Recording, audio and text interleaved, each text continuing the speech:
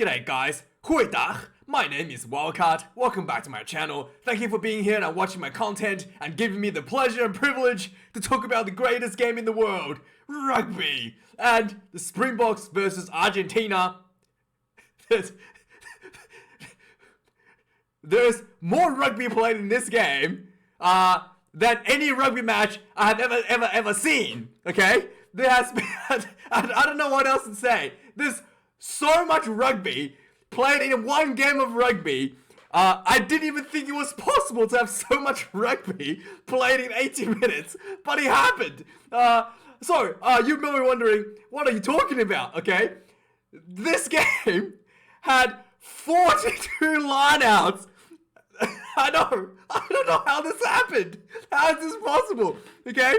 42 lineouts, and Francois Stay missed touch penalty 3 times. So this could have been 45 lineouts, okay?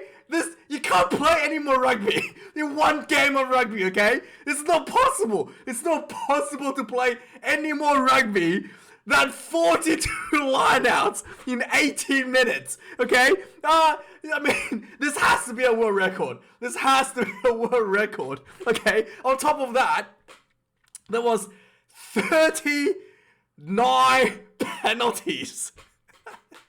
I know. You can't play any more rugby than this rugby game, okay? 39 penalties, 2 yellow cards against the Springboks, 4 yellow cards against Argentina, so 6 yellow cards overall, right? And most importantly,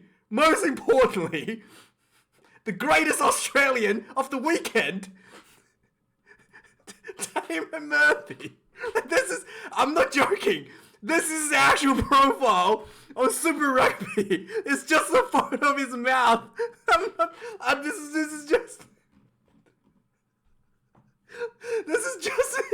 is the actual profile of Super Rugby. It's just a picture of his mouth. No, stop laughing. Stop laughing. We're gonna keep on with this review. Okay? Damien Murphy. It's the greatest Australian of the weekend. He scored more points for the Springboks than any Springboks players on the field. And he scored more points than any Wallabies on the field tonight. Oh, what a... You can't... This is the most rugby match of a rugby matches in the world, okay? You can't play any more rugby than this rugby match. The referee scoring more points than anyone on the field. Oh... So you're wondering, how did the referee score? Damon Murphy issued 2 penalty tries for the Springboks, which means he scored 14 points for the green jerseys, okay? And the Wallabies, the whole team of Wallabies against the All Blacks tonight only scored 14 points as a whole team, okay? So Damon Murphy, greatest Australian of the weekend. Guys, no need to get mad. No need to get mad about the yellow cards, okay? Damien Murphy, let's all agree, is the best Australian of this weekend, okay? Maybe the Australian of the year. I don't know. He and the mustache will probably have to go down in history as two of the greatest giants in the Mount Rushmore of Australian rugby, okay? It'll be the mustache and Damon Murphy on the plateaus of they might just carve that into Uluru, right? Like, my God, this was one of the most bizarre games I've ever seen, okay? And also, not to mention, put the referee aside, this game was so back and forward. At one point, I thought the Springboks was going to win by 100 points. I was like, oh my God, the Springboks look so good. Argentina was dropping the ball left and right.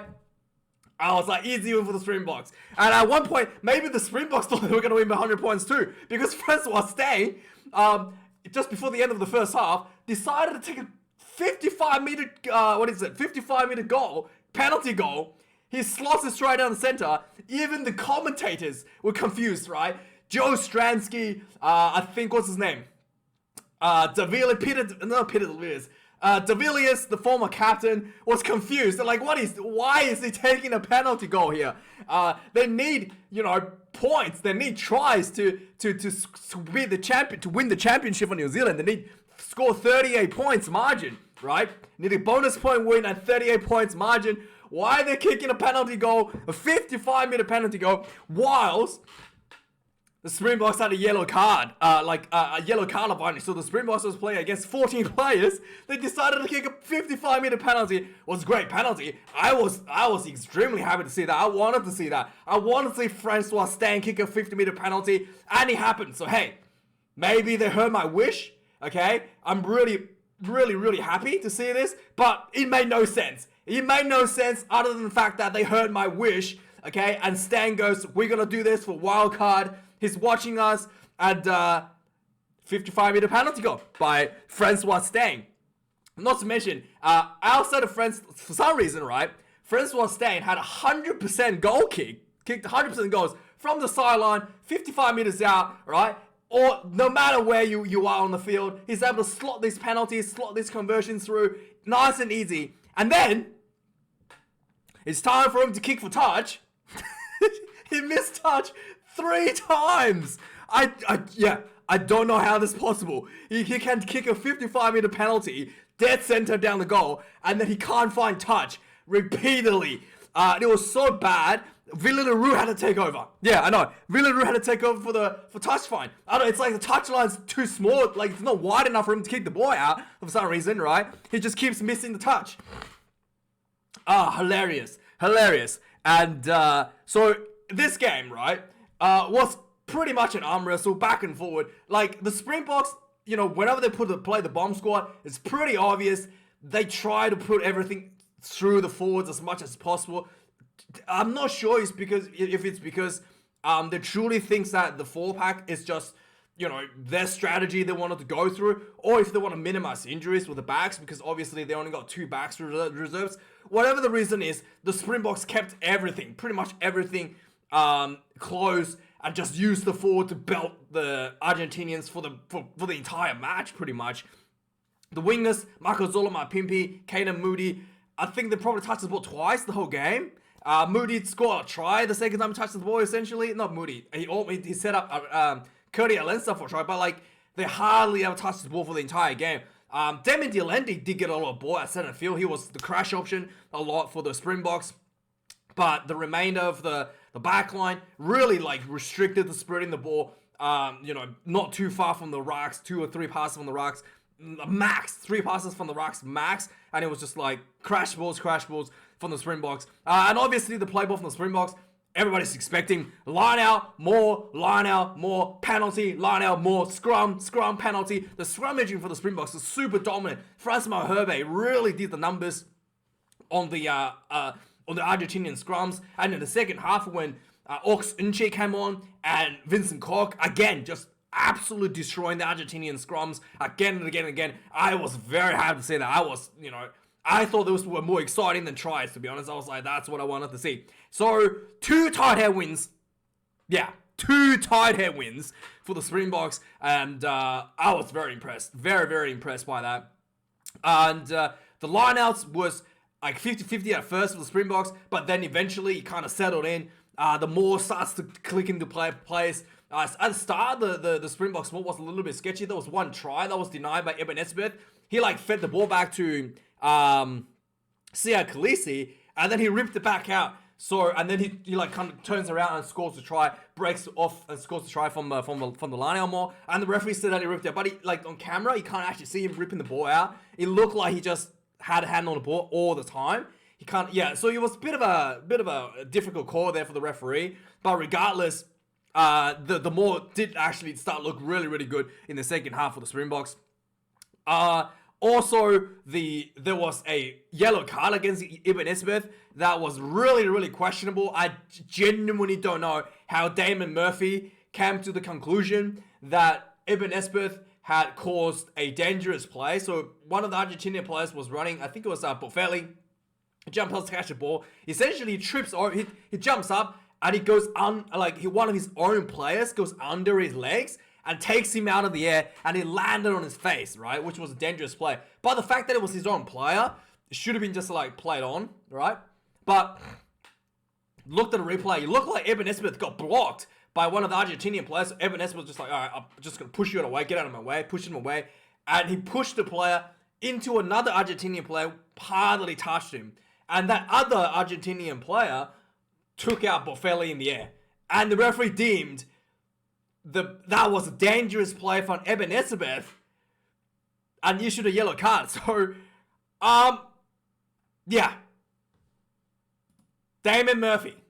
I don't know how he came out with that conclusion, but that happened. So Eben Esmith gets only one who didn't deserve a yellow card, but all the other yellow cards after were, deservedly given. The Argentinians, however, did have a really clear kicking strategy this game, similar to the one they played against Australia, where they did a lot of little chip kick behind, trying to find space behind the rush defense. I did feel like maybe a bit too much and maybe wasted some of the opportunities a little bit, especially when Argentina a lot of these kicks were done in good positions, like just outside the 22, and they do a little kick behind without a penalty advantage. So yeah, a lot of times it just didn't pay off. Like Villy LaRue just catches the ball and it's like, thanks very much. We're gonna just kick the ball down in your field now, down in the field now, and you just lost your opportunity, right? There was one time where they did pay off a nice little crossfield kick. He bounced and Argentina kind of recovered. I think it was Moroni, that's the try that was scooped out by a crossfield kick. Outside of that one kick, there was a lot of these crossfield kicks that just didn't work out for Argentina. For the Springboks, the kicking game was a lot tamed as well. There was a couple of high balls by staying into the 22, but it wasn't really like super high amount of box kicks from before. And I guess that's the game plan for the Springboks. Wanted to score more tries, but the game looked a bit iffy at times with the forwards with the yellow cards started to go out for both teams. And yeah, so let's have a look at match stats for this game. 7 tries, actually not 7, it's actually 5 tries, so this is actually right, so only 5 tries, okay? 5 tries to the Springboks and Argentina 3. 332 run meters, Argentina 334, so like pretty even run meters. Argentina actually has more carries at 93, the Springboks 74. At halftime, the the run meters for the Springboks is 145 to the Argentina's 98, and the defenders beaten 20 for the Springboks and 20 for Argentina. Turnovers conceded overall, 14 against the Springboks, 11 against Argentina. So the Springboks actually conceded more turnovers than Argentinians. So yeah, something that the Springboks definitely wanted to look into improving. Tackle count 100 for the Springboks, 93 for Argentina. 17 missed tackles for the Springboks and 20 for Argentina. Okay, maybe like a B plus in terms of missed tackle count. Not too crazy, not like perfect either. Kicks in play, 20 for the Springboks, 22 for Argentina. So it's very like tamed kicking for both teams. Normally, like last year, in fact, these two teams played, I think like the kicking count was like almost 40 just for one team. It was like 70 something kicks for the duration for the entire game. So it's much more reduced kicking for both teams this time around. I'm talking about last year. So the kicking was reduced for both test matches as well for both teams. Now the lineouts, 20 lineouts for the Springboks, 17 for Argentina, right? It's like insane amount of lineouts. And obviously, if you're throwing 20 lineouts in a row, you end up missing some lineouts. So there was 2 lineout loss by what is it called? Malcolm Marks. I think both of them were not straight. So 2 lineouts lost there. 3 lineouts lost for Argentina. I think 1 or 2 of them was not straight as well. I mean, if you just keep throwing these lineouts, your arm's gonna get sore, and that's what happens. You're gonna miss a few lineout throws. And in fact, I did notice that towards the end of the game, or like later periods of the game, that both teams were opting to throw the lineouts short and not even jumping. They just like go straight to the front ball receiver without jumping, catches the ball, and then just play it on. They didn't even do any of the jumping or any of that stuff. Just a quick ball in front and got on with it. Both teams did this because obviously The Cooker's arms are getting sore at this point, I'm guessing, late in the game. And scrums, 7th for the Springboks, 2 for Argentina. 2 tight head wins for the Springboks. I do think the Springboks had a significant scrum advantage for the entire game. A lot of penalties against Argentina's were from the scrum, and a lot of the penalties were from the line-out moves from the Springboks, and a lot of offside as well for Argentina. So I'm surprised that nobody got a red card for Argentina, to be honest. But yeah, the penalty count is right here. 17 penalties against the Springboks, 22 against Argentina. Just to give you an idea, at half-time, the Springboks only conceded 5 penalties. So Springboks conceded 12 penalties in the second half, and Argentina already conceded 14 penalties in the first half. So Argentina conceded 7 penalties in the second half. So Argentina actually much more disciplined than the Springboks in the second half of the match.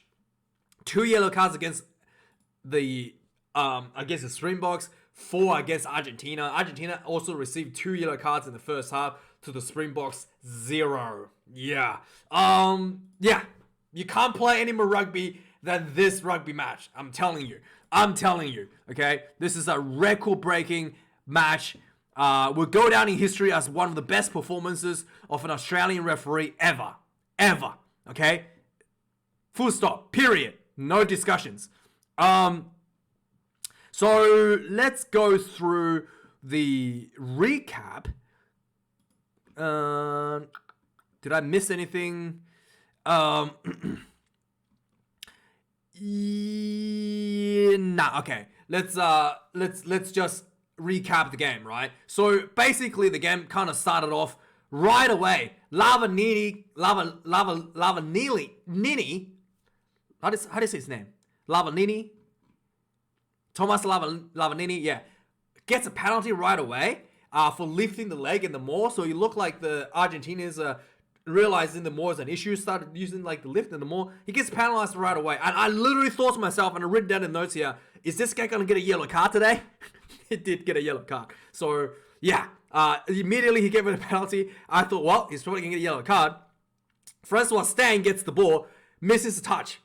So, I don't know what's going on. He had a shocking start. He missed a touch, right? He started, at this point, I was like, oh my God, please, God, we're not going to see another Elton Yancey performance from Francois Steyn, right? I was worried. And then immediately following this missed touch penalty, he gets charged down on a clearance kick. He kicks the ball straight to the face, falconed on one of the Argentina chasers.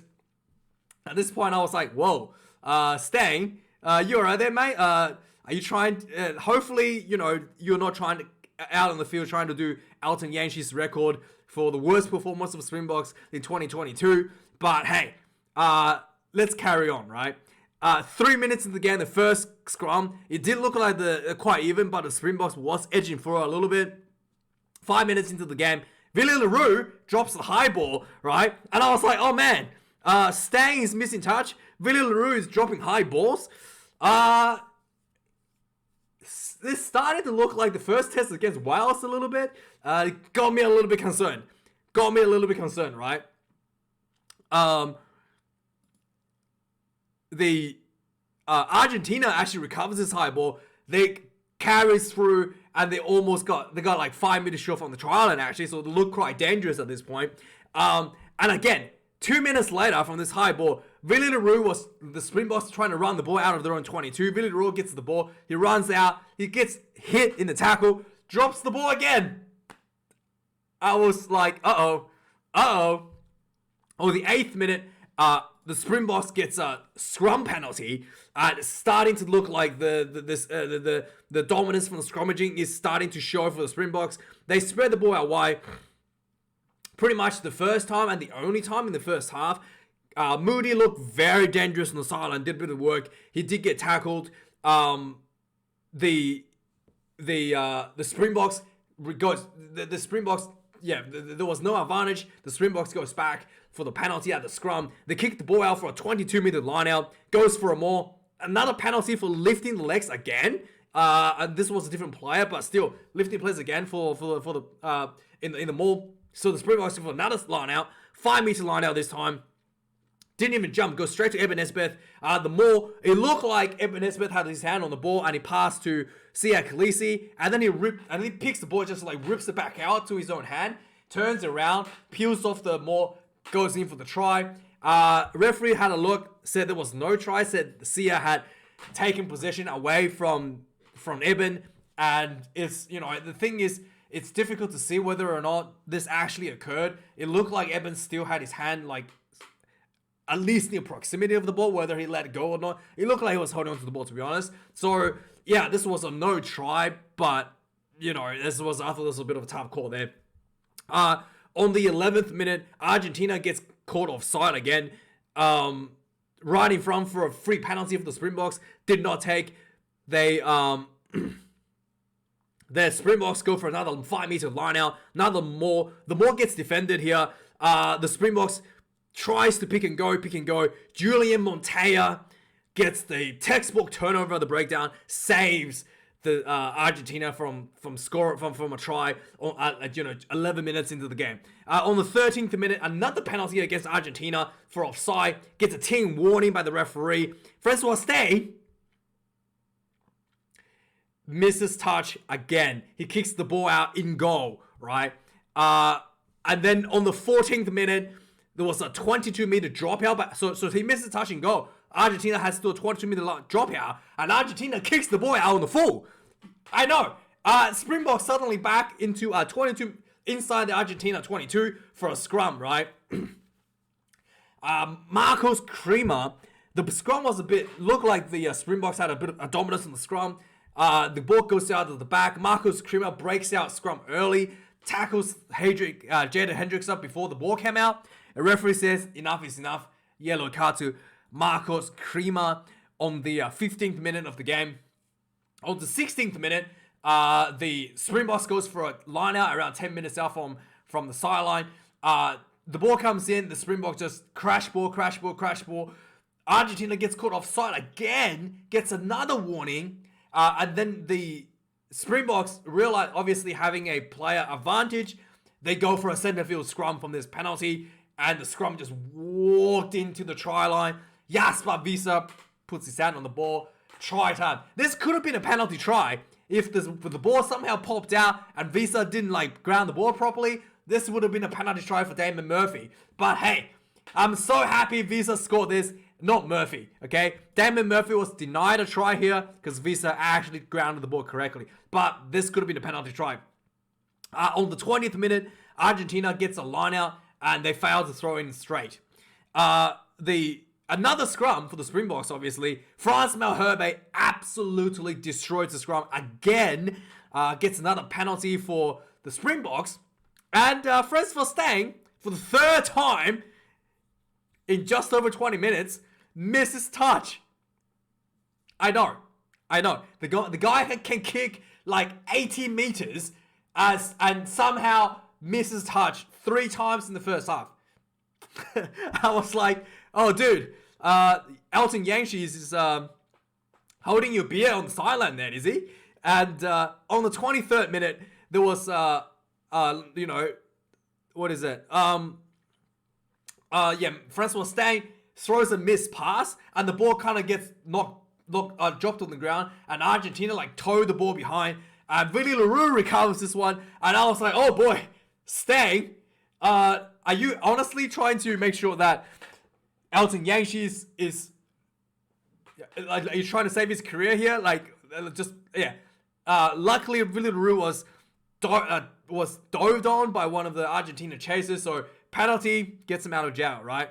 And Steyn gets the ball, kicks the ball out for the touch, and gets a round of applause by the fans at the stadium for finding touch finally. On the 25th minute of the game, another scrum penalty, another tight head win by Malherbe. Huge win by the big man. And then Willie LaRue takes the ball and tries to kick for touch. Okay, just to make sure Willie LaRue start taking over touch finder kicks, right? The Springboks obviously inside gets line out from this penalty inside Argentina 22. They bring the line out down for another more.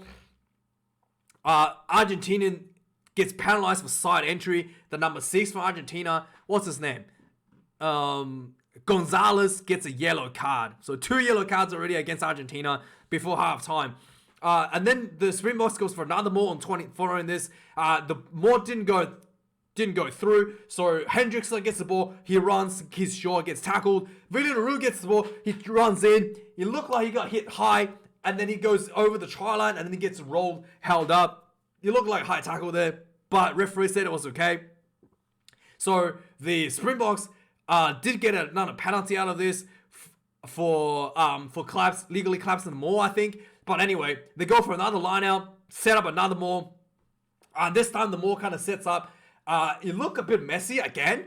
And then it looked like nobody knew where the ball was. And Sia Khaleesi just pops out of the other side of the maul with the ball, crashes over, sneaks in for the try. Huge cheers in Durban. 40, because I'm pretty sure he plays for the Sharks, right? That's his home ground, technically. Does he play for the Sharks? I think, no. Is he playing for the Stormers now? No, he doesn't play for the Stormers. He plays for the Sharks. Pretty sure he plays for the Sharks. He used to play for the Stormers. I'm sure he plays for the Sharks. So everybody gets a huge round of cheers for Sia Khaleesi. Springboks 14 points to nil. On the 29th minute, another high ball by Argentina. But Willie LaRue seems to have calmed his nerves, caught this ball cleanly. On the 30th minute, a maul by Argentina. They gain a huge amount of meters from this maul. This is like the one time where the Argentinian maul just looked like the Springboks were off guard or something. Nobody was defending. They were. This was like a maul around like halfway, and they just pushed for like 20 meters into the Springbok half. And then Peter Septitoy had to illegally collapse the maul. Gives away a penalty. Argentina kicks the ball out for a 15-meter line out. The ball goes in front to the line out and pops back into Montoya. Montoya tries to sneak into the corner and he gets pushed out the line just before the try. So Argentina saves this one again. But the Argentinians did get a penalty advantage for a high tackle. So they kicked the line outs for the ball out for a 5-meter line out again. Argentina sets up a more.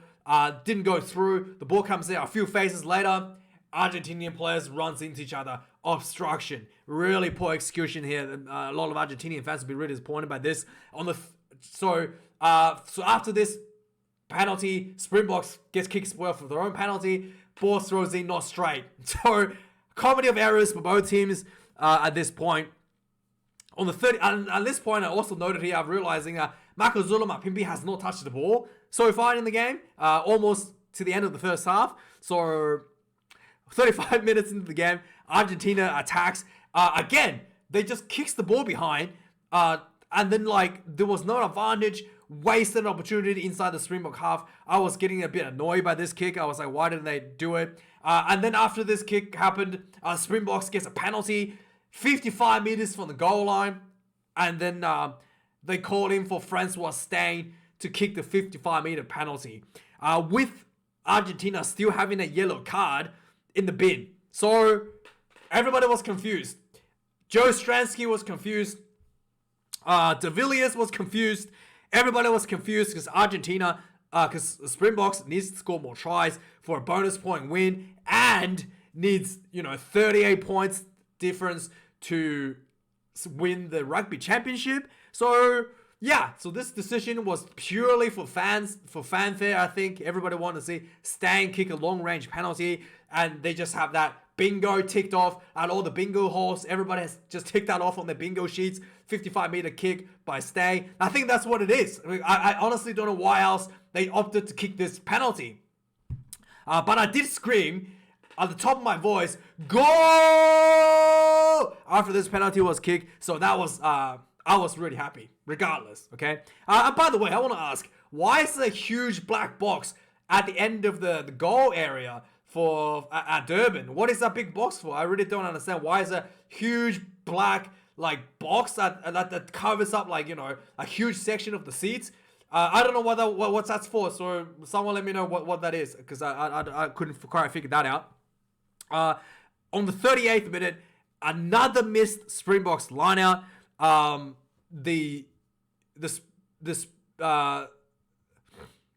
What is it?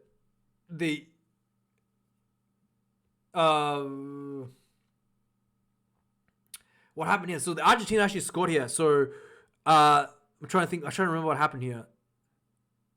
Oh yeah. So another missed line by the Springboks. Argentina recovers the ball and another crossfield kick. At first, I was like, come on, man, another crossfield kick inside the Springbok half. But this time, the ball actually paid off Argentina. The Argentinian chasers actually recovers this ball, and they kind of throw the ball back in field. And then there was a bit of football being played, bit of a soccer, kicking the ball behind, and then Bertrand eventually recovers the ball. They got tackled 5 meters short. Not Bertrand, one of the Argentine players recovers the ball. No, Gonzalez recovers the ball. He got tackled 5 meters short, and the Argentinians just start pick and go. And Bertrand, the number 9, picks up the ball, sees no one near the rock, jumps in for the try. Suddenly, Argentina is back on the board. 17 points to 7, half time. Second half starts, right? Argentina came out much stronger than the Springboks in the second half. So Argentina gets a early line out. They set up a maul. They get a penalty for the Springboks collapsing the maul. So immediately they go for another line out. Another short ball to Montoya. He tries to tiptoe down the sideline again. He gets pushed out. And then the what do you call it?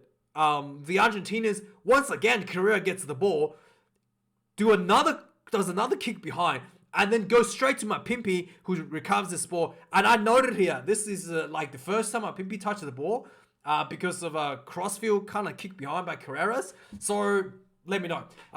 Jasper Visa basically gets the ball, tries to run the ball out of the field. He runs through like 3 Argentinian defenders, which was really, really, really good. And then he gets tackled, and then for some reason, both of his boots fell off. So we had to wait like 10 minutes for him to put his boots back on. By the way, excuse me. By the way, this test match has a lot of stoppage. Like injury stoppage, really, really long periods of injury stoppage. I thought they were trying to cut that out. They're not allowed to do that anymore, but there was a lot of really long injury stoppage. We saw this one where Jasper Vista spent like 5 minutes putting his boots back on, and then I think he took him off as well. And then we saw like Pablo Matera was on the ground for a really, really long time before he was taken off. And then there was a lot of like really long stoppage in this game. Quite, different from what we were kind of expecting, the new directions for World Rugby. Let's get through this game. 45 minutes in, Argentina clearly looking like they're trying to work the edges of the attack. So they're really happy to get the ball out wide. Whereas the Springboks attack is very tight around the rocks. So a very different contrast starting to show. And Argentina also showing like they're keen to kick the ball behind more than the Springboks, surprisingly. On the 47th minute of the game, Argentina, like I said, spreads the ball out wide to the wing. The number 6, Gonzalez, Juan Martin Gonzalez, gets the ball, finds himself in space. Villarreal comes up to cover him. Bam! Steps him. He steps Villarreal, goes straight down the sideline, goes in for the try. Nobody saw this coming. Villarreal just completely gets stepped. He falls on his butt, and then he was just like, man.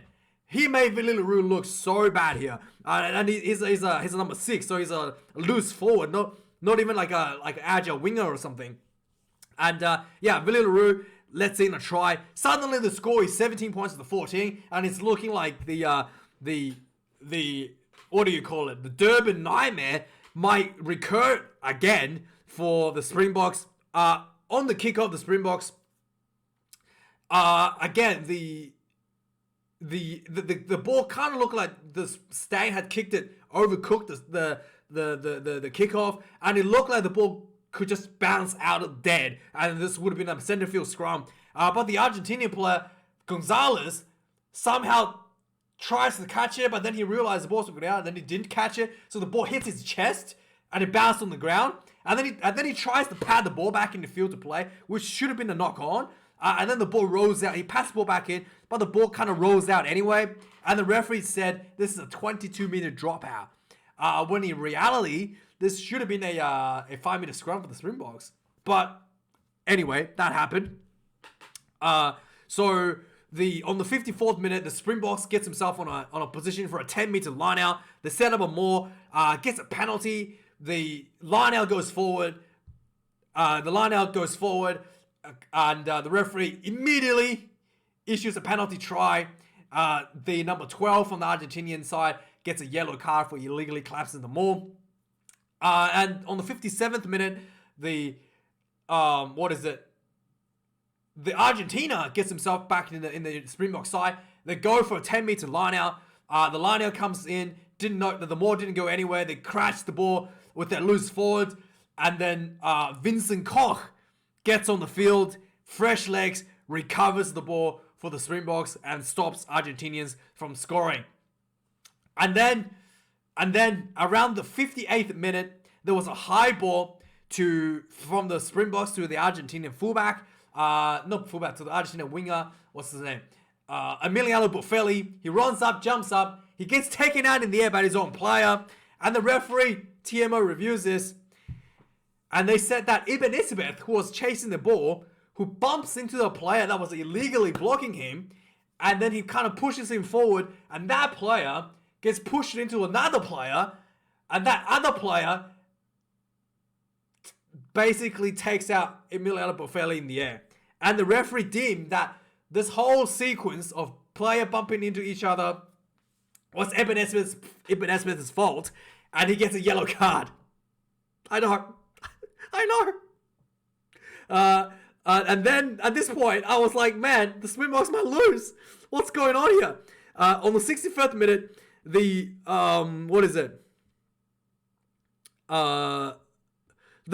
Argentina gets themselves into the Springbok half. They set up a maul. They get a penalty for collapsing the maul, but it looked really, really close. And it looked like Emiliano Buffelli could have reached out for a try, but he get tackled short, but he didn't reach out. He didn't want to get penalized for double movement. So the ball comes back out, and then the ball gets taken, spreads out wide.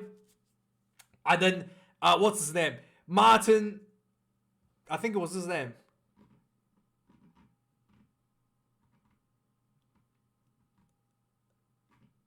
I'm pretty sure it was, Juan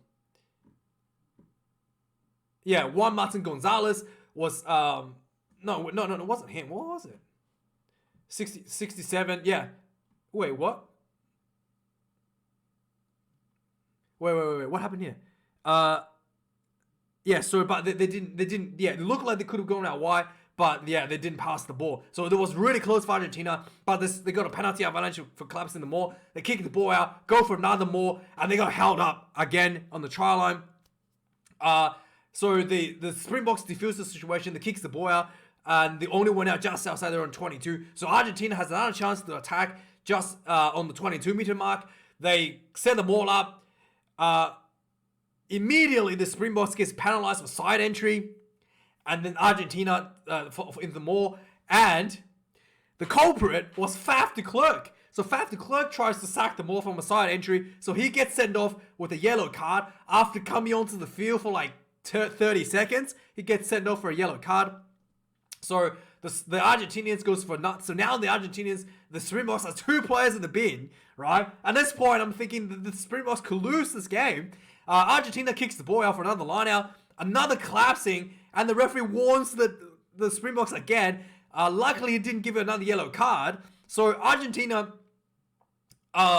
just goes for another line out. They just pile on faces, and it looked like one of the players could almost scored, but it didn't. But eventually, the Springboks ran out of the numbers out wide. Argentina gets the ball out, spreads the ball out wide.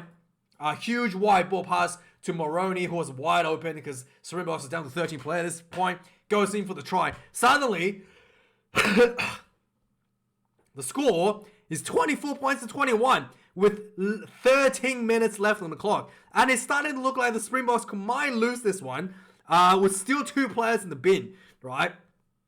And then on the 70th minute, the Argentinians give away a penalty for a high grab tackle on Arinsa. So Springboks kicks the ball out for a 5-meter line out. And then the Springboks set up a more penalty try.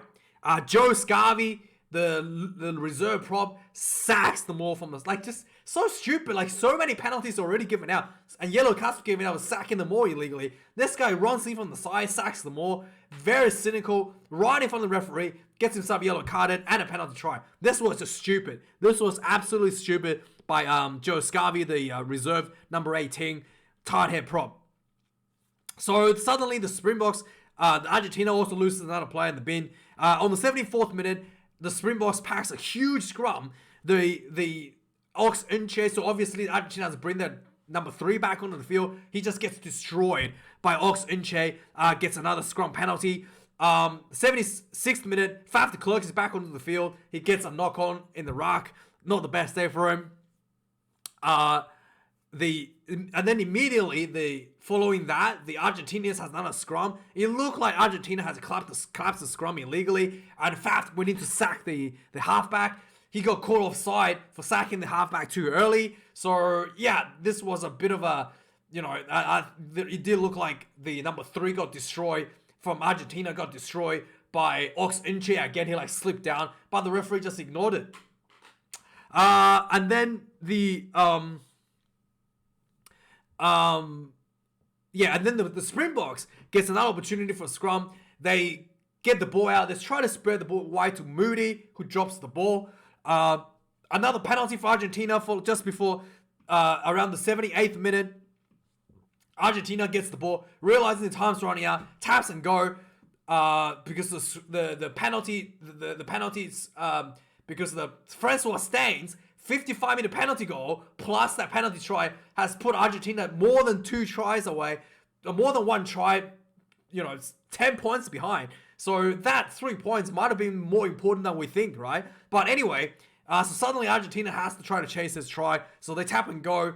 Wildkard Smith steals the ball at the breakdown a few phases later, which was really, really good for Wildkard Smith.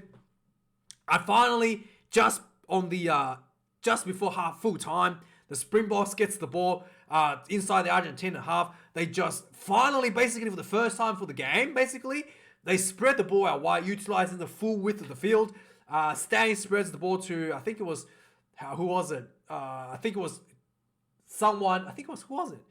Staines straight to Jesse Krill. Jesse Krill goes to Makazula Mapimpi, who links up with Moody out wide. Moody runs down the sideline, throws the ball back in the field to Curly Atlinsa, runs in for the try for the Springboks to close out the game. 38 points to 21. So yeah, that second penalty try given away by Argentina on the 72nd minute by Joe Scarvey, that's the moment where Argentina cost themselves the game. And also, who would have thought that 3 points, 55-meter penalty was the difference?